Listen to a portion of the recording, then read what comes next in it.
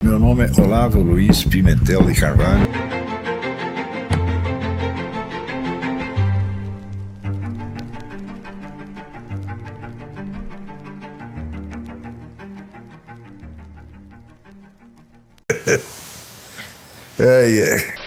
Eduardo Fernandes. Caro professor Olavo, Feliz Natal, muito grato por tomar a iniciativa de dar esse curso. Obrigado eu. Gostaria de perguntar se o senhor teve a oportunidade de ler o livro do Oscar Quevedo, Milagres. A ciência confirma a fé. O que a senhora da abordagem que ele faz do conceito de milagre? Olha, eu não li especificamente esse livro, mas eu li muita coisa escrita pelo Padre Quevedo, escrita e falada pelo Padre Quevedo há 20 anos atrás, né?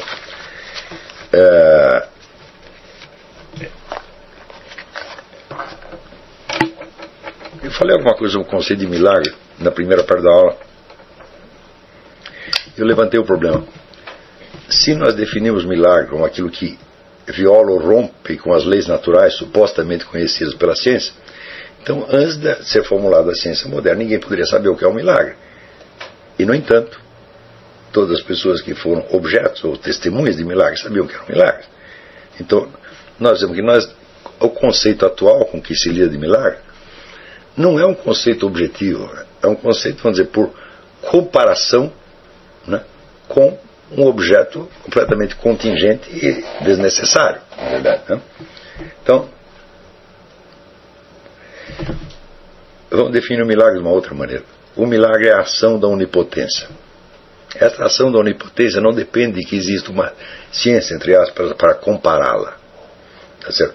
Sem a ação da onipotência não existe realidade, e não existe ciência, e não existe nem inteligência, nem coisa nenhuma. Não é, acabei de mostrar isso de uma maneira muito clara no começo da aula. Tá certo? Então, a onipotência não pode ser explicada por nada que não seja ela mesma.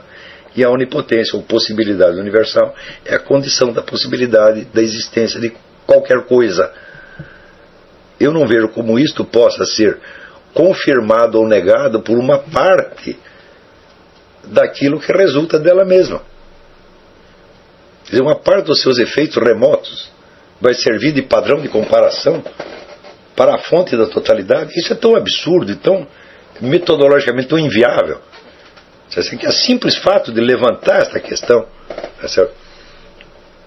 já mostra uma queda da inteligência filosófica e científica absolutamente formidável. Você mostra uma inabilidade total de lidar com esses problemas. Eu digo, olha, como a ciência poderia confirmar a fé? A fé é a confiança que você tem na pessoa de Nosso Senhor Jesus Cristo. Não há nada que possa confirmar isso aí. Porque a confiança numa pessoa é na promessa que ela fez, é na identidade dela. Ela é quem ela diz que é. Tá certo? E o fundamento da prova da identidade dela é a própria identidade. Ele diz, eu sou o Verbo Divino, eu sou o Logos Divino. Toda e qualquer prova do que quer que seja depende do Logos Divino. Não adianta você pedir uma prova externa. A prova externa também vai se basear no Logos Divino. Por exemplo, você quer uma prova experimental. O que é prova experimental? É uma determinada aplicação da metodologia lógica a determinados assuntos. E qual é o fundamento dessa metodologia lógica? É o próprio Logos Divino, meu Deus do céu. Então aí você entra num raciocínio circular perfeitamente desnecessário e, aliás, inviável. Você não pode compreender sequer o que é conhecimento, o que é ciência e o que é realidade sem você ter por referência o Logos Divino. Não dá nem para começar. Então, é por isso que a igreja sempre disse o seguinte: a fé em Nosso Senhor Jesus Cristo, você acreditar nas promessas do Nosso Senhor Jesus Cristo, é matéria de fé. Mas a existência de Deus não é matéria de fé. A igreja sempre disse isso, eu estou aqui repetindo e explicando de uma maneira um pouco mais, vamos dizer, adequada aos dias de hoje, tá certo? Mas estou dizendo a mesma coisa.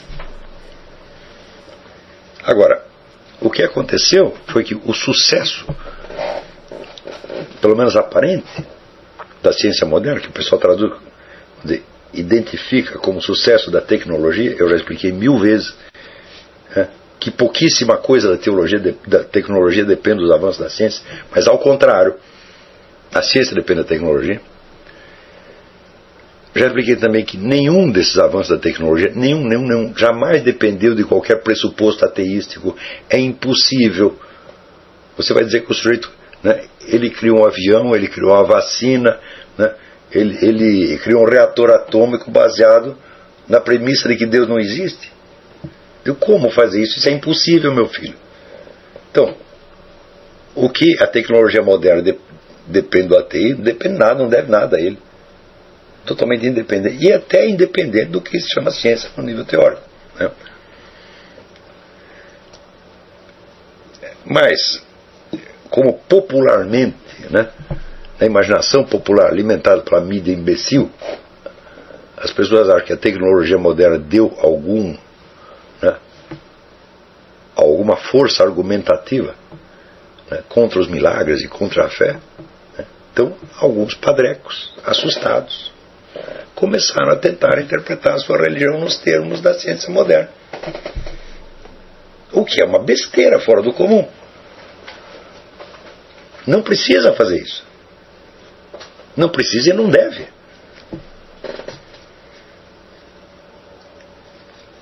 Mas toda a ciência moderna está fundamentada, toda em pressupostos religiosos. Toda ela. E sem isso ela não seria possível. Né? Vamos dizer, sem a concepção da possibilidade universal, da possibilidade infinita, sem a concepção do Logos, não há ciência. A não ser que você denomine por ciência. Vamos dizer, uma atividade convencional inventada pelo ser humano, um produto cultural que não tem poder de preensão sobre a realidade e que, no fim das contas, não passa de uma invencionice conveniente. Quando o sujeito aceita esta hipótese, mas ao mesmo tempo quer que esta invencionice conveniente tenha o poder e a autoridade de nos dizer o que é a realidade e o que não é, então é claro que entrou numa loucura, numa contradição absolutamente esquizofrênica. Não? Quer dizer, é o sujeito dizer, tudo isso que eu estou falando é invencionice, mas esta é a realidade e você não pode negar isso. É claro que o cara fala isso é louco e não deve ser ouvido por mais de 2 minutos. Né?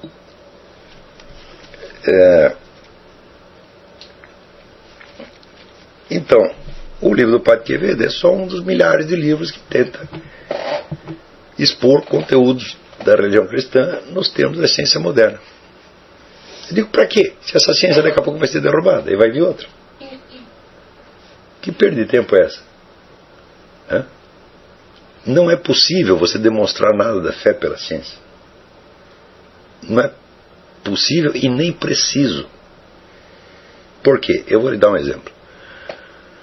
Benedito XIV, numa bula cujo nome esqueci agora, em que ele determinava as regras para beatificação, santificação, ele dizia o seguinte: nenhum fato deve ser rejeitado em nome de uma ideia.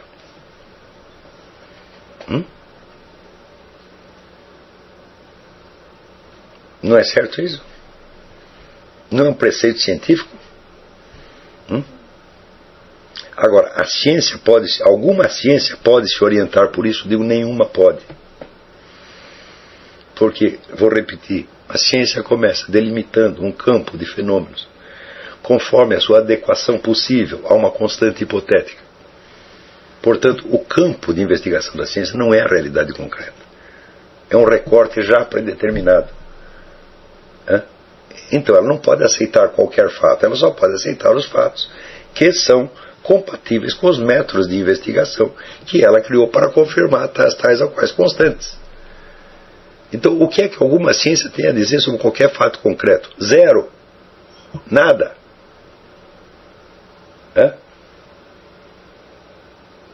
Então, para que a ciência confirme os milagres, era preciso recortá-los na medida desses campos abstratos criados pela ciência, reduzir o milagre a uma invencionice e daí provar que essa invencionice é verdadeira. Falar, isso não dá para fazer, meu filho.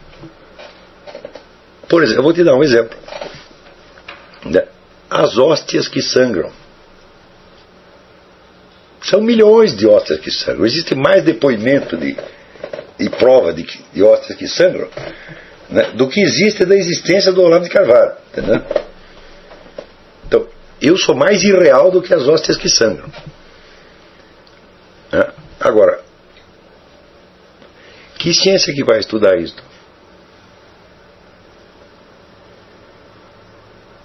Esse é um fenômeno que diz respeito a qual ciência? Não, esse fenômeno consiste, vamos dizer, numa articulação entre terrenos que cientificamente estão separados por abismos epistemológicos intransponíveis. É um fato concreto. Este fato viola alguma lei científica? Não, porque simplesmente não há lei científica suficiente para estudá-lo. Está entendendo? Não é que o milagre viola a lei científica. Não é isto. Ele simplesmente não tem nada a ver com o mundo estudado pela ciência. O milagre é um fato concreto. A articulação de várias ciências produzirá um fato concreto? Eu falo, não.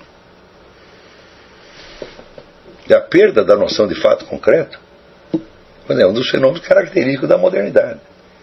Só acredito em fato inventado.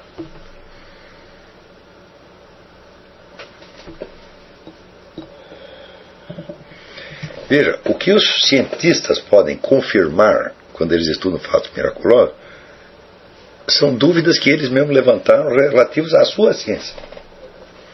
Por exemplo, quando o sujeito levantou uma dúvida quanto à data do Santo Sudário de Turim.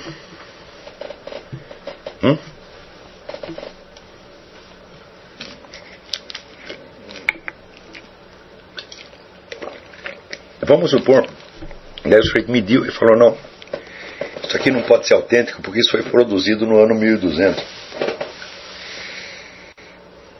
Eu digo, meu filho, então você quer dizer o seguinte, que naquela época havia não apenas a arte da fotografia, mas uma máquina capaz de tirar uma fotografia exata, desse tamanho natural, com todos os detalhes.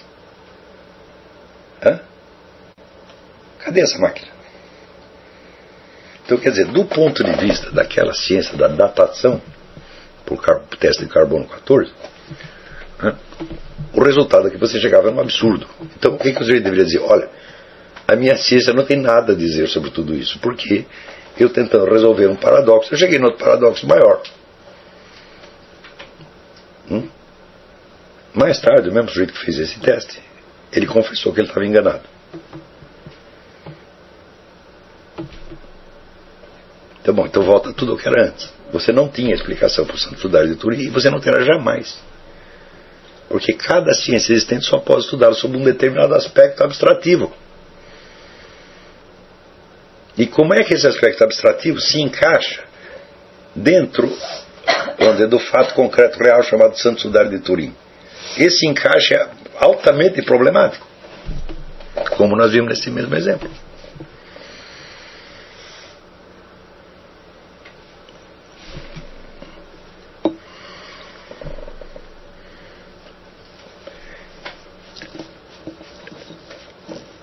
Então note bem, que lei científica o Santo Sudário violou? Nenhuma.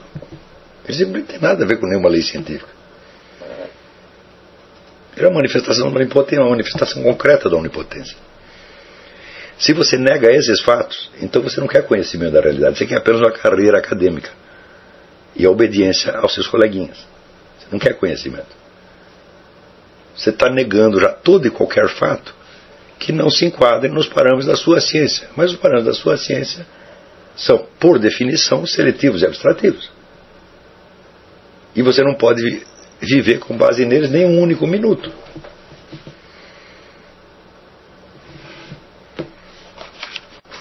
Quer dizer, então essas discussões não são sérias.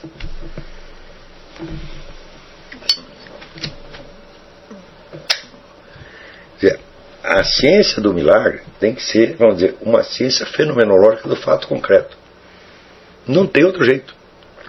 E essa ciência, ela se baseia, por exemplo, na total fidelidade à integridade do fenômeno, com todos os seus componentes simultâneos. Porque se você separar vamos dizer, os vários aspectos que, na verdade, os aspectos são infinitos.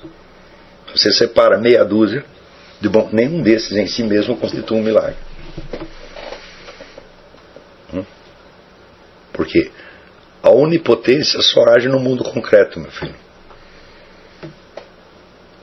Que age no mundo abstrato sobre nós. Quer dizer, nós pensamos coisas que não têm nenhuma relação com a realidade.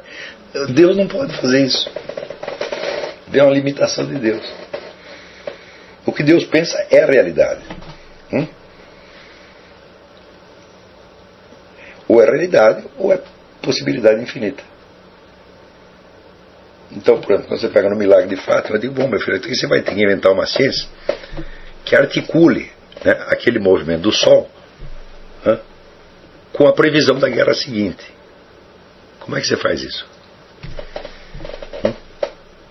E com o fato de que essas duas coisas apareceram articuladas na frente de 3 criancinhas.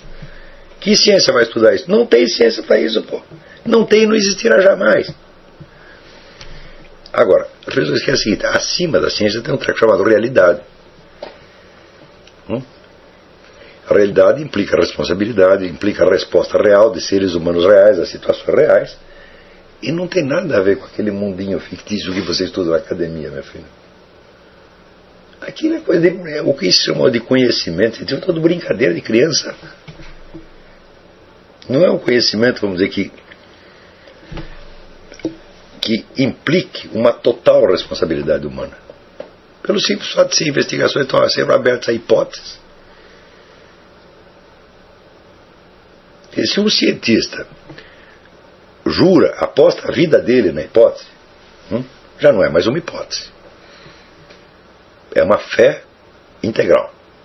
Então não é mais ciência. E se ele não aposta, então é apenas uma hipótese. Quando você fala, isso aqui é fato científico, eu digo, não há fato científico, meu filho. Se é ciência, não é fato. Se é fato, não é ciência.